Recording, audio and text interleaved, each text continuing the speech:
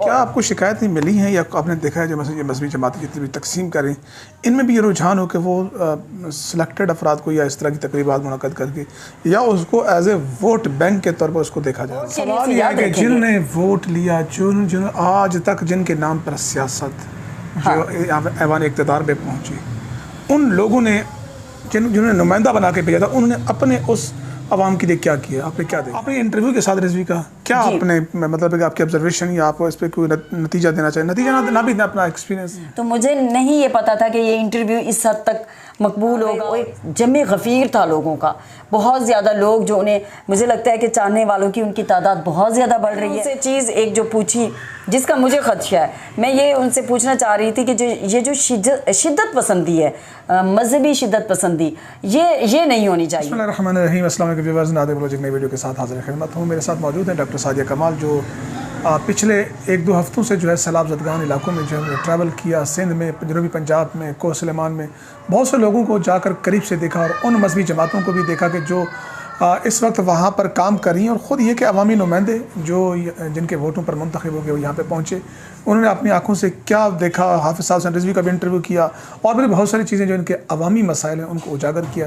इस सारी सूरत हाल पर आपके जानने के लिए ज़रूरी है और इसलिए हमें मुनासिब समझा कि आज इंटरव्यू किया जाए और आप तक ये बात पहुँचाई जाए कि वहाँ पर एक्चुअल मसाइल हैं क्या और हुकूमत को क्या करना चाहिए, अवामी फलाही तंजीमें जो हैं वो क्या कर सकती हैं, कौन अपना हिस्सा बैठा सकता है। सबसे पहले बहुत शुक्रिया सादिया, आपने अपना कीमती वक्त दिया। जी, आपका बहुत शुक्रिया नादिर बलोच के आपने इतने अहम मौजू के ऊपर अपना वीलॉग किया। डॉक्टर साहब, सबसे पहले तो बहुत बहुत शुक्रिया कि आपने अपना कीमती वक्त दिया। ये बताएँ कि कहाँ से स्टार्ट लिया और एक्चुअल लोगों की पोजीशन है क्या, क्योंकि एक मीडिया मेन स्ट्रीम मीडिया तो जा ही नहीं रहा, रिपोर्टर जा ही नहीं रहे कि लोगों के दरमियान में खड़े होकर वहाँ पर लोगों के मसाइल जाने।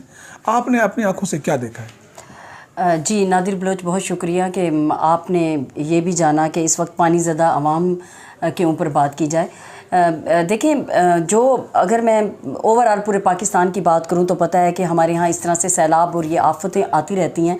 हमारे इदारे भी बने हुए हैं, नेशनल डिज़ास्टर मैनेजमेंट अथॉरिटी और इसी तरह से सूबाई इदारे भी हैं। लेकिन बदकिस्मती ये है कि जब इस तरह की आफतें आ जाती हैं तो वो उस तरह से इन डिज़ास्टर्स में काम नहीं करते जो होना चाहिए। जो मैंने देखा है सिंध के इलाके की अगर बात करूं तो सिंध के इलाके में मैं मीरपुर ख़ास गई तो वहाँ पे शहर पूरा पानी से भरा हुआ था।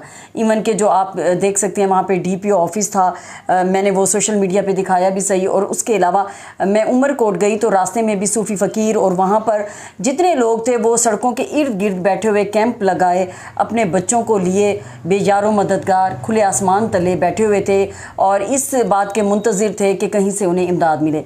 ख़ास तौर पर लोगों के लिए जो ऐलान किया गया कि बेनज़ीर इनकम सपोर्ट प्रोग्राम उनकी मदद करेगा। लोग शनाख्ती कार्ड हर वक्त अपने साथ रखते हैं और जैसे ही उन्हें पता चलता है सड़क पे कोई आया है फ़ौरन भागे भागे जाते हैं शनाख्ती कार्ड लेकर। तो वहाँ पर तो जितने भी खेत थे रास्ते में वो सब ऐसे लग रहा था कि जैसे कोई समंदर हो, कोई झील हो, कोई तालाब बना हुआ हो। तो वो फसलें तो बिल्कुल तबाह होकर रह गई। तो सिंध की खैरपुर की सूरत हाल बहुत बदतरीन बदीन है। इसी तरह से बहुत सारे इलाके हैं और आबाद है, खैरपुर जी बिल्कुल, सेवन शरीफ है ये मुकम्मल तौर पर। हाँ जी बिल्कुल मुकम्मल तौर पर उसमें देखें। अच्छा नादिर, इसमें एक चीज़ ये देखने की, हमारे यहाँ चूँकि गुर्बत बहुत ज़्यादा है, मुफलिसी बहुत ज़्यादा है, इसमें वो इलाके ज़्यादातर मुतासिर हुए हैं या वो घर जो पहले से कच्चे बने हुए हैं। क्योंकि बारिश जैसे आई है तो वो जो कच्चे घर हैं वो पानी का बोझ बर्दाश्त नहीं कर सकते और वो टूट जाते हैं, गिर जाते हैं।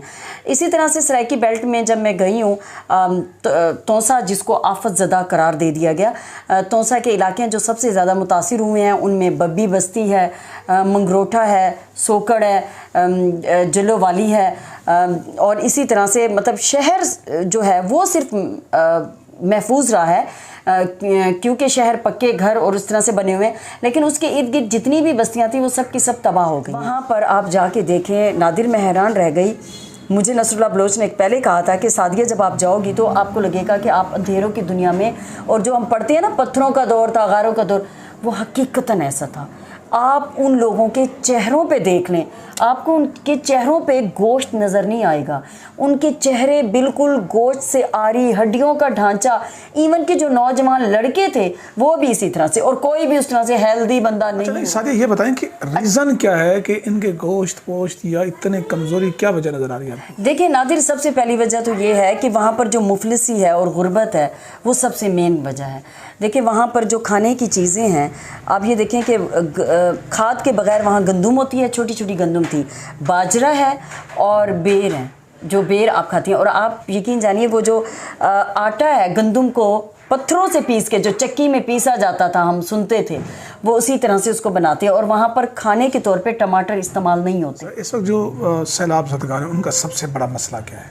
देखिए सैलाब ज़दगान का जो सबसे बड़ा मसला है वो ये है कि अब रेस्क्यू से हम निकल गए हैं, रिलीफ भी लोगों को दिया जा रहा है। रिलीफ में बहुत ज़्यादा राशन दे रहे हैं, अब राशन नहीं देना चाहिए। अब ये है कि तामीर नौ की तरफ हमें आना चाहिए।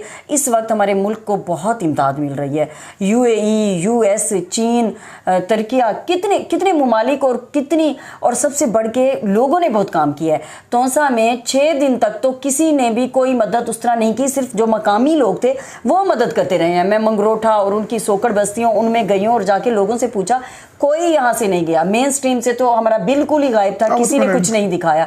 तो अब इस वक्त तामीर नौ का बहुत बड़ा मसला है, क्योंकि लोगों के घर गिर गए हैं तो वो बैठे हुए हैं, उन्हें टेंट्स मिले हैं। और टेंट्स में भी मैं आपको बता दूं, ज़्यादातर जो लोग मदद कर रहे हैं इस वक्त हुकूमती कोई इमदाद नहीं है। मैं जो वहाँ पे 4 से 5 दिन पूरे तोसा शहर में भी फिरती रही हूँ, मैंने सिर्फ एक दफ़ा मेडिकल कैंप देखा है जो सरकारी सतह पर लगाया गया। वहाँ पे भी शाम के टाइम बच्चे खेल रहे थे मंगरोटा बस्ती की जानिब जाते हुए, वरना हुकूमत की तरफ से मैंने कोई इमदाद नहीं देखी। हाँ, मैंने देखा कि जैसे अब जो मजहबी जमातें हैं वो बहुत मदद कर रही हैं। अल खिदमत के जगह जगह पे मैंने देखे कि अंदर टेंट्स लगे हुए हैं, तहरीके लब्बैक हैं, उनके ट्रक फिर रहे हैं और वो आ रहे हैं। वहाँ पर तोसा में एक हाफिज़ ताहिर नामी बंदा है, वो सुना है कि करोड़ों की फंडिंग कर रहा है। अब लोगों के लिए ये भी अलमिया है कि आने वाले दिनों में, क्योंकि तोसा को मिनी यूनान कहा जाता है और वहाँ पर एक आम पढ़ा लिखा बकरियाँ चराने वाला भी MA इंग्लिश होता है और लिटरेसी रेट बहुत ज़्यादा है। वहाँ पर रोशन ख्याल लोग हैं, ऐसी धरती है, वो पथरीली ज़मीन की है। और हम यहाँ पर देखें हमारे बहुत सारे लोग, एक बात की हाँ, कि क्रेडिट दे रही हैं आप के मजहबी जमातें जिसमें आपने मैं क्रेडिट नहीं दे रही, जो मैंने देखा है मैं सिर्फ वो कह रही हूँ। और इसी से एक काम किया, हाँ, तो मतलब आप क्रेडिट तब देंगे कि आपने देखा है। खदशा भी जाहिर कर रही हूँ कि आने वाले दिन में वो जो रोशन ख्याली है वो इन मजहबी जमातों से जाहिर है, जिस गरीब बंदे ने जिससे कोई चीज़ ले ली वो वहाँ पर बैठे हुए हैं और इस वक्त जल्दी इमराज फूट पड़े हैं, लोगों को बीमारियाँ हैं। मैं 2 दिन तो आपने मुझसे टाइम लिया, मेरी तस्वीरें पड़ी हैं तो मेरे सारे चेहरे पे स्वेलिंग हो गई, स्किन बर्न हो गई सारी।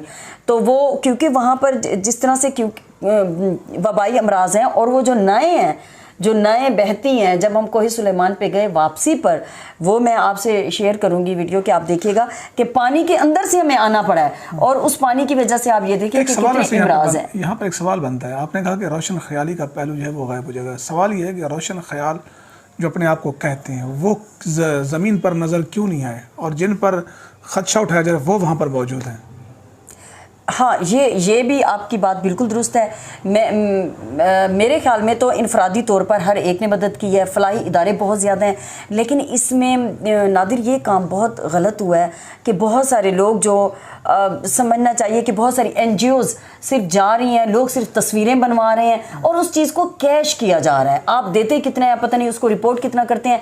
दूसरी ये चीज़ है कि उसमें बहुत सारे ऐसे लोग जो बेगर्स हैं, भिखारी हैं, जो काहिल और सुस्त हैं, जो काम नहीं करते और जो मुस्तहकीन नहीं है। जैसे औरतों की लड़ाई आपने देखी कि SHO ने थप्पड़ मार दिया। मैं खुद वहाँ पर गई, मैं आपको वीडियो शेयर करूँगी कि वहाँ पर इतने लोग 400-500 औरतें इकट्ठी हो गई और वो कहती हैं कि हमें दो, और एक दूसरे से छीना झपटी और ये चीज़ें हैं। और जो हम ये बात कर रहे हैं, अपने तय हर कोई मदद कर रहा है। ये ज़रूर है कि हर एक को ज़रूर नज़र आना चाहिए। कुछ लोग हिडन भी कर रहे होंगे, मेरा ये ख्याल है, और कुछ लोग सामने भी कर रहे हैं। एक चीज़ एतमाद की भी है, क्योंकि इस वक्त लोगों पे ट्रस्ट, क्योंकि बहुत सारे लोग जो हैं वो पॉलिटिकली इस्तेमाल कर रहे हैं। जो बंदा इमदाद लेके जाता है ना, सालिसराय के जाते हैं मुँह मुहाबा, वो अपने जानने वालों तक लेके जाता है और वहाँ के जो सरदार हैं, वडेरे हैं, वो वहाँ पर पूरा कैंप लगा देते हैं। वो एक पूरी तकरीब होती है, उस तकरीब में वो फिर अपने ही लोग बिठाते हैं। वहाँ पे भी लोग लड़ते और झगड़ते हैं। आप यकीन जानिए मैं एक जगह पे मौजूद थी, वहाँ पर कस्बा NGO थी कश्मीर की, वो आई हुई थी, तो वहाँ पर उन्होंने मुझे कहा बच्चों में दे दें। क्या आपको शिकायतें मिली हैं या आपने देखा है जो ये मजहबी जमातें जितनी भी तकसीम करें, इनमें भी ये रुझान हो कि वो सिलेक्टेड अफराद को या इस तरह की तकरीबात मुनक़द करके या उसको एज ए वोट बैंक के तौर पर उसको देखा जा रहा हो? इसका मैं तज्जिया तो नहीं कर सकती, लेकिन वोट बैंक तो डेफिनेटली बनता है, क्योंकि जब हम वहाँ पे टीबी कैसरानी में नहीं, मेरा सवाल दोबारा मैं रिफ्रेश कर देता हूँ। मैं आपकी बात समझ गई हूँ, मैं आपकी बात समझ गई हूँ, इससे है क्योंकि ये हमारी वहाँ पे डिस्कशन जनरेट हुई। मुझे वहाँ पर आमिर हसनैन है, सहाफ़ी, हमारे साथ रोही टीवी में काम करते हैं, उन्होंने बहुत सपोर्ट किया। तो वहाँ पर एक दफ़ा मुझे टीबी कैसरानी प्रेस क्लब ने बुलाया, वहाँ पर मैंने प्रेस कॉन्फ्रेंस की, तो आमिर दुआनी थे उसके सदर। तो वहाँ पर जो हम सहाफ़ी बैठे थे, हमारे दरमियान इसी के ऊपर एक दो घंटे की तवील बहस शुरू हो गई कि ये जो मजहबी यहाँ पर पेंट्रेशन हो रही है तो इसका मुस्तकबिल क्या होगा। तो उसी पे वो कहने लगे नहीं जी, लोगों को देखना चाहिए कि लोग जो है वोट देंगे, तो ये वोट तो बन रहा है। तो उन्होंने कहा कि जब लोग बैठे हैं, वो पानी में उनके घर का सामान बह गया है, उनके पास खाने को कुछ नहीं है, पहनने को कुछ नहीं है, तो वो लोग मुझे बताएं उन्हें इस वक्त दवाइयों की ज़रूरत है, तो जो इस वक्त उन्हें आके देगा, उनका मसीहा बनेगा, तो वो तो उसको नहीं भूलेंगे ना, वो तो वोट के लिए याद रखेंगे। जिन्होंने वोट लिया, जिन्होंने आज तक जिनके नाम पर सियासत जो यहाँ पे ऐवान इक़्तिदार पे पहुँची, उन लोगों ने जिन्होंने नुमाइंदा बना के भेजा था, उन्होंने अपने उस आवाम के लिए क्या किया? आपने क्या देखा है?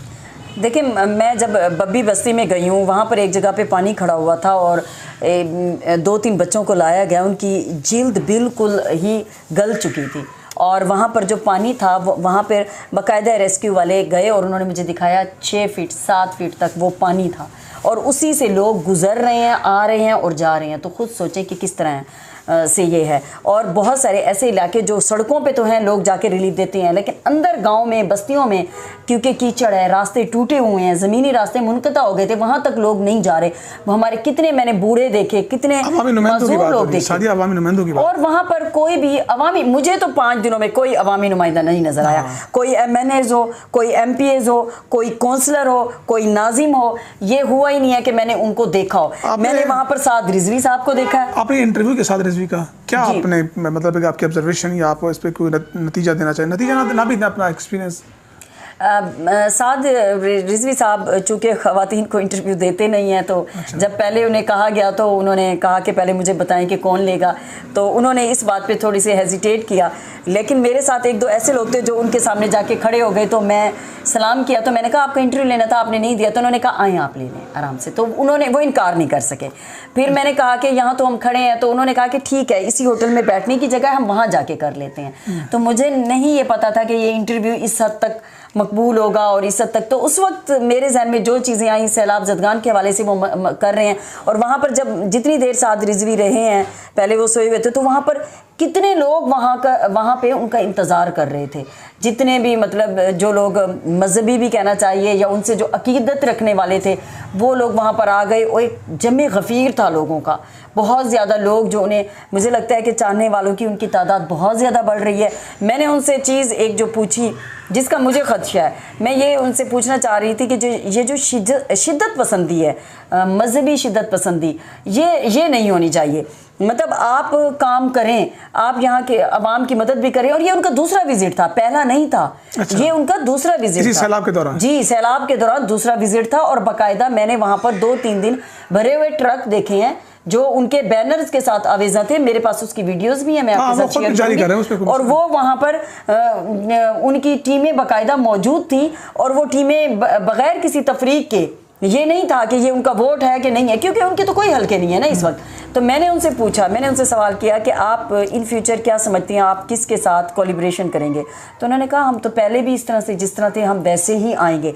यानी वो यकीन रखते थे कि उनके चाहने वाले अकीदतमंद बहुत ज़्यादा बढ़ रहे हैं, तो वो आगे भी कहीं इंडिविजुअली तौर पर पाकिस्तान की सियासत में हिस्सा लेने का इरादा रखते हैं। मैंने उनसे पूछा कि ये जो शिद्दत पसंदी, आप नहीं समझते कि हमारे आखिरी नबी, उनके ऊपर मजालिम ढा देते थे दूसरे मज़हब के लोग, लेकिन उन्होंने उफ तक नहीं की, तो आप ये समझते हैं कि हमें भी उसी तरह से वो करना है, क्योंकि इस्लाम में है ला इकराह फी दीन, कि दीन में जबर नहीं है। तो उन्होंने कहा कि नहीं, इस बात पे कंप्रोमाइज़ नहीं होगा, कि जो नबी पाक को आखिरी नबी नहीं मैं मानता और इस तरह से करता है, तो हम इस पे कंप्रोमाइज़ नहीं करेंगे।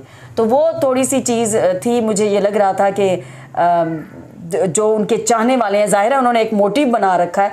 तो बाकी उन्होंने इंटरव्यू बहुत, जितनी देर हमने किया, बहुत गर्मी थी, हमें पंखा भी बंद करना पड़ा। ज़ाहिर है मैं उस तैयारी से तो नहीं गई थी, मैं इंडिविजुअली तौर पे गई हूँ ना, मैं किसी इदारे की तरफ से गई हूँ, मैं तो इंडिविजुअली गई हूँ, तो मैंने तो माइक भी नहीं लगाया हुआ था और उसी तरह से किया, तो पंखा बंद कर दिया और गर्मी थी काफ़ी और उन्हें पसीना भी आता रहा, लेकिन उन्होंने बिल्कुल उफ तक नहीं की, बहुत ही एहसन तरीके से उन्होंने इंटरव्यू दिया।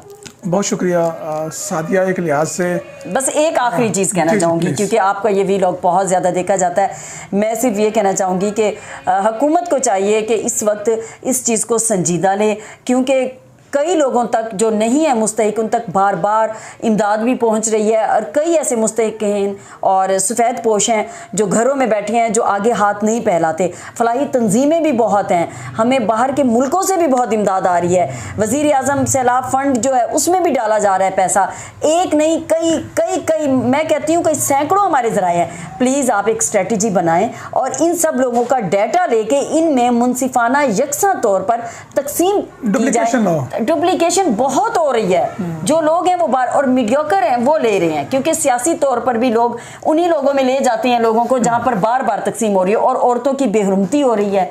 औरतें चार दीवारी के बगैर बैठी हुई हैं और वहाँ औरतें जब आती हैं तो जब वो वहाँ पर इतना शोर मचता है तो उनको मारा जाता है। तो बहुत शुक्रिया सादिया, ये चीज़ें बहुत सारी नेक्स्ट नहीं इंटरव्यू में हम इसको कवर करेंगे। और सादिया ये भी है कि मेरे साथ, क्योंकि हम इलेक्शन भी लड़ते हैं प्रेस क्लब का, और एक अच्छी हमारी अंडरस्टैंडिंग भी, और ये भी था कि हम राब्ते में थे। मैंने इनसे कहा था कि आप जो भी वहाँ के मसाइल लाएंगी हम उसको अपने यूट्यूब चैनल पर अपने जितने। आखिरी एक दरखास्त के कमावील बस्ती में डिस्पेंसरी नहीं है, वहाँ पे सांप हैं उड़ने वाले जो माथे पे काटते हैं और वो बंदे मर जाते हैं। वहाँ पर एक डिस्पेंसरी, कोई भी जो हमारा ये प्रोग्राम वीलॉग सुने वो एक डिस्पेंसरी प्लीज़ खुदारा ज़रूर दे दें। 6 से 7 हज़ार की आबादी है, लेकिन वो लोग बीमार होकर मर जाते हैं और उनका इलाज नहीं हो पाता। बहुत शुक्रिया सादिया आपका। अल्लाह हाफ़िज़।